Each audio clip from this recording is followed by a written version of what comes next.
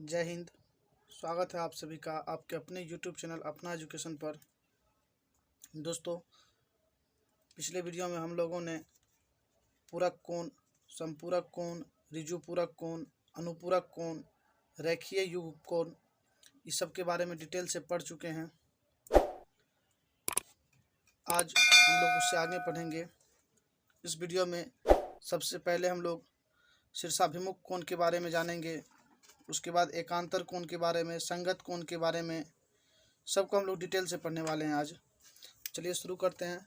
सबसे पहले हम लोग शीर्षाभिमुख कोण यानी वर्टिकल अपोजिट एंगल के बारे में पढ़ेंगे।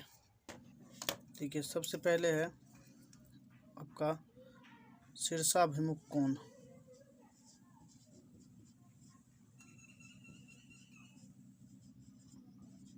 शीर्षाभिमुख कोण जिसको हम लोग कहते हैं इंग्लिश में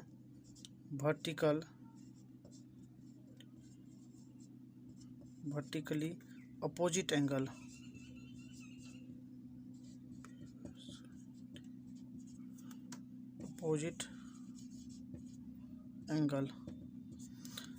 सबसे पहले हम लोग शीर्षाभिमुख कोण को समझते हैं। शीर्षाभिमुख कोण किसे कहा जाता है?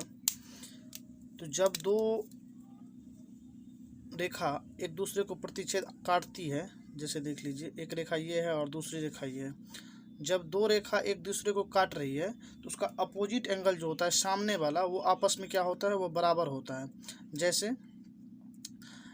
मान लीजिए एक ये एंगल है और ये एंगल है, इसका सामने वाला एंगल ये है और दूसरा आपका हो गया ये एंगल, दूसरा हो गया ये एंगल।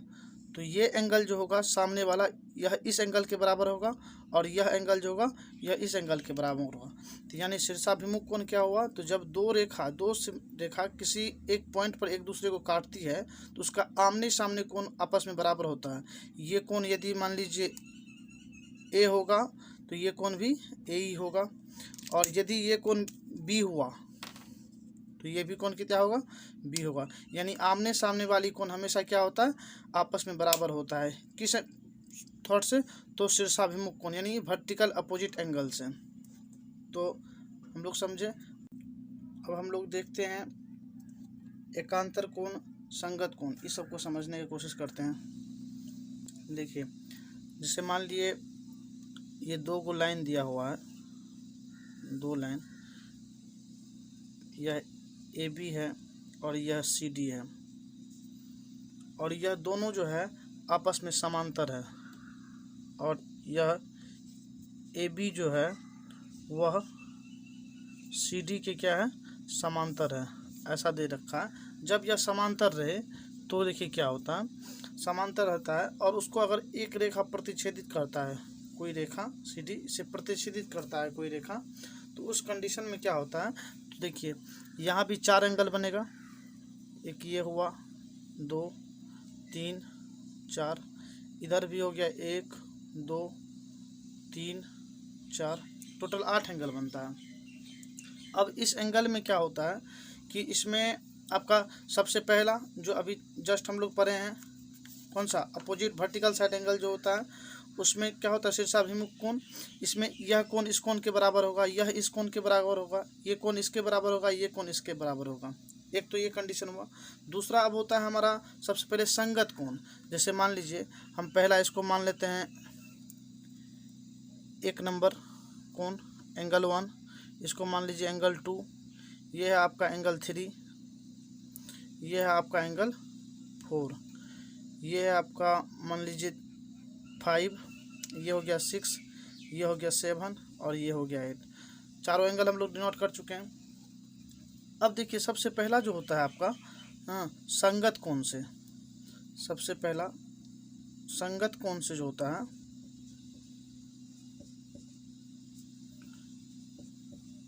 संगत कोण से यानी करस्पॉन्डिंग एंगल से,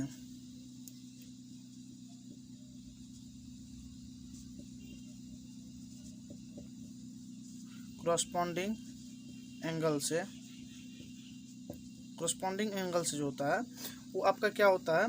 तो कोण 1 जो होता है, कोण यानी एंगल वन जो होता है वो आपका एंगल 5 के बराबर होता है। एंगल वन बराबर होता है एंगल 5 के, यानी कोण 5 के बराबर होता है। दूसरा आपका हो जाता है कोण टू बराबर होता है कोण 6 के। कोण 2 जो है वह कोण 6 के बराबर है। तीसरा जो आपका होता है, तीसरा आपका कोण 3 कोण 7 के बराबर होगा।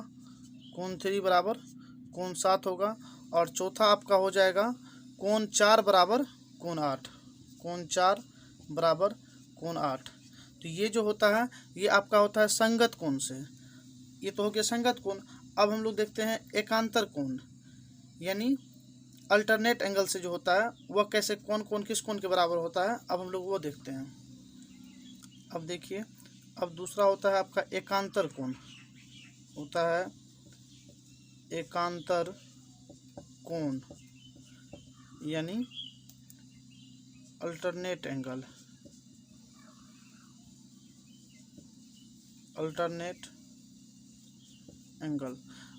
अब अल्टरनेट एंगल से जो होता है वह आपका कोण 3 जो होता है, कोण 3 यह कोण 3 कोण 5 के बराबर होता है।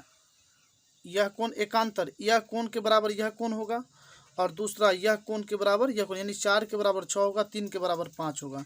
यानी कोण 3 बराबर कोण 5 और कोण 4 बराबर कोण 6।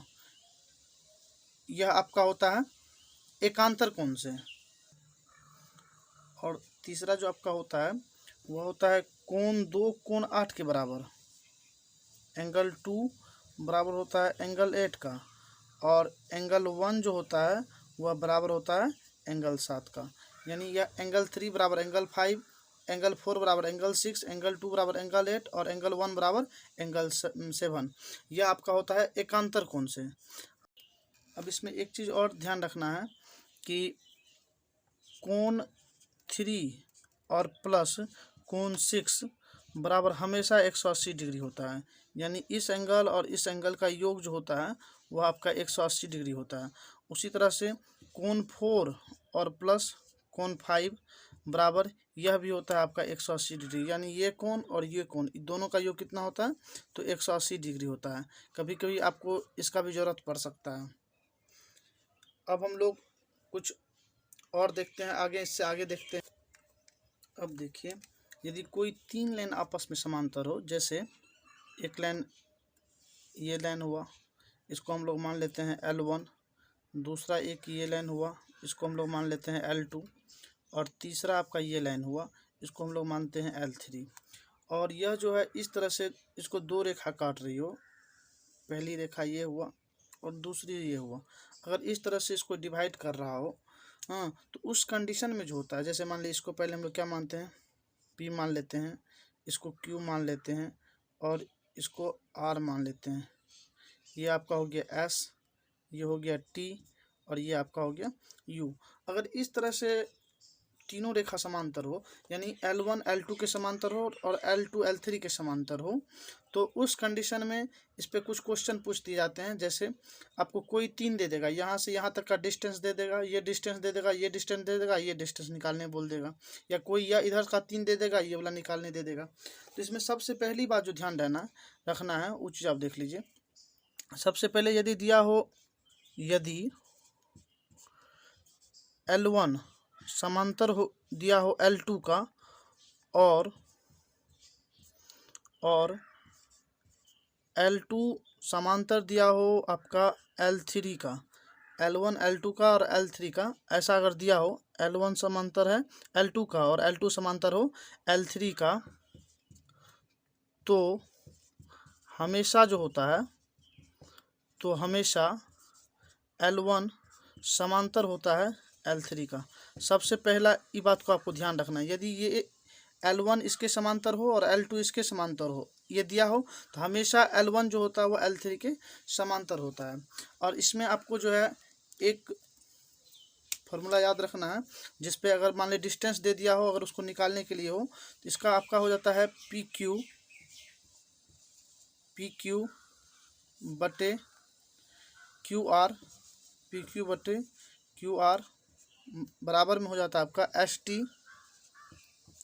एस टी बटे आपका हो जाता है टी यू। ये आपका होता है, यही इस फार्मूला को हमेशा याद रखना है। इस पे कभी भी आपको एग्जाम में क्वेश्चन पूछा जा सकता है। पी क्यू बटा क्यू आर, पी क्यू बटा क्यू आर बराबर एस टी बटा टी यू। लेकिन कंडीशन याद रखना है कि तीनों रेखा आपस में समांतर होगा उस कंडीशन में। अब देखिए, जैसे आपको यहाँ से यहाँ तक मान लीजिए डिस्टेंस दे दिया है 5, यहाँ से यहाँ तक का डिस्टेंस मान लीजिए 10 दे रखा है, यहाँ से यहाँ तक का डिस्टेंस मान लीजिए 4 दे दिया है। और 4 तो नहीं होगा, और ये डिस्टेंस आपको निकालने के लिए दिया हो। तो अब इस कंडीशन में हम लोग फार्मूला हमको पता है, पी क्यू बटा क्यू आर बराबर एस टी बटे टी यू। तो पी क्यू हमारा क्या हो गया, पी क्यू हो गया हमारा 5, तो पी क्यू हम लोग लिखेंगे 5 बटे क्यू आर बराबर 10 इजकल टू एस टी बराबर 4 अब बटे टी यू। तो टी यू हमको निकालना रहेगा, तो टी यू रहने देंगे, 5 से इसको काट देंगे 2 बार में, इसलिए हम लोग टी यू बराबर कितना लिखेंगे 8। हम इसका ऑटोमेटिक पता चल गया कि यहाँ से यहाँ तक का डिस्टेंस होगा वह 8 होगा, ये आंसर होगा। तो हम लोग जो है इस तरह का क्वेश्चन को इस तरह से सॉल्व कर सकते हैं, तो इसलिए ये बहुत ज़्यादा वेरी इंपॉर्टेंट है, इसको भी ध्यान रखना। अब आगे हम लोग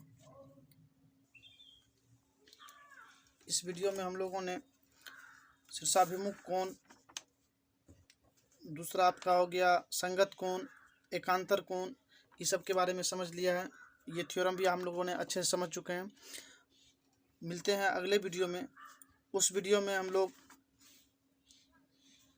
ज्योमेट्री में ट्रायंगल की शुरुआत करेंगे, ट्रायंगल की छोटी छोटी बातों को भी सीखने का कोशिश करेंगे।